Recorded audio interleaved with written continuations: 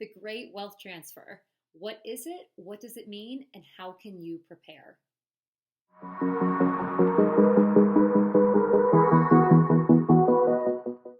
Hi, guys. I'm Katie Mild. Welcome to this week's Money Minute. So, today I'm going to talk about the Great Wealth Transfer. What exactly is it? What does it mean? And how can you best prepare? So, the Great Wealth Transfer is a term coined for the pending financial and economic phenomenon that actually we're already in, maybe even a few years in. We're experiencing it now. As of 2030, all baby boomers, so those are individuals who were born between 1946 and 1964, by 2030, all baby boomers will be 65 years or older.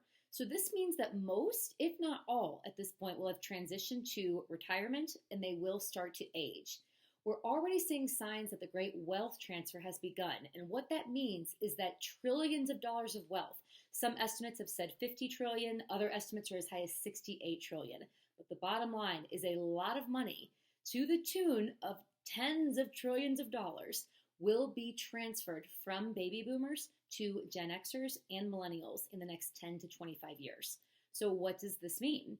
This is going to have considerable impact on our economy as these younger generations will obtain unprecedented levels of wealth in the form of real estate, stocks, bonds, businesses, and all sorts of other assets. The real estate world, in fact, is already starting to feel this impact as demand continues to rise. Housing prices are booming and skyrocketing in many major markets, and we're seeing unprecedented numbers of all cash offers, often funded by older generations in order to help younger generations get into their first, maybe second home. So, if you are one of these boomers, here's how you can prepare. One, are your estate plans and your wills updated? Have you really thought through where and how you want your money to be transferred when you pass on? Two, when you have those plans in place, have you shared those plans with those who will be inheriting? Have you made your wishes clear on how you want things to go when the money passes on? Three, have you consulted with tax and investment professionals who can help you plan out how and when those assets will be transferred? In fact, many boomers are actively transferring assets now while they are still here to younger generations in order to help them out. If you choose to go that route, are you seeking out professional advice to make sure it is done seamlessly and in the most tax advantage way? And then four, have you prepared for your own retirement?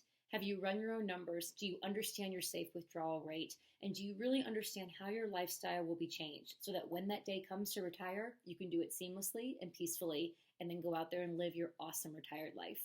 Now, if you are one of the younger generations who may be receiving one of these generous windfalls from an older generation, here are a few questions you can ask yourself to best prepare. One, are your own financial habits in check? Are you actively saving and budgeting and investing and planning for your future now? Just because you may have a lot of money coming your way does not mean that you should rely on that now. In fact, it's so important to build your own way and be responsible now. If you can't be responsible for your own little nest egg now, how can you possibly be responsible for a giant nest egg coming to you down the road? Start small, get really good at the basics.